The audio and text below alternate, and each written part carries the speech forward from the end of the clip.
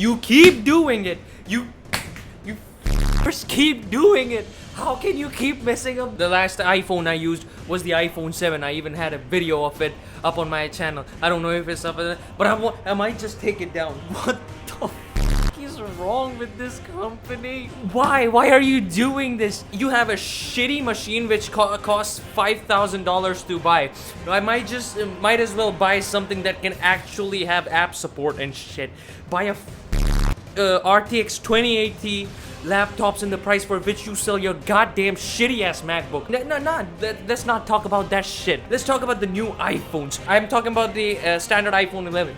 They don't even have a full HD display at the price that they're coming at. Remember when these guys are giving you $1,000 stand? Holy shit! I wanna fucking eat something. I wanna fucking. No, leave it, guys. Remember when these guys launched a $700 set of wheels? Wheels. I'm gonna fucking put something. Okay, let's just forget that as well. Have you heard the recent news? These guys have denied the support for xCloud, which was a service for PC and Xbox gamers. Okay, yeah, no, leave that as well. Okay, now the most recent thing. Let's pick up the most recent thing. I'm losing my shit here. They're selling a $129 cable, a Thunderbolt connection cable. Okay, it's a Thunderbolt Type-C cable, and their own phones have Lightning ports.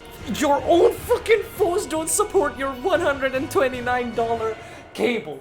No, this you can't make this shit up. I saw Unbox Therapy's video just now. It just went up.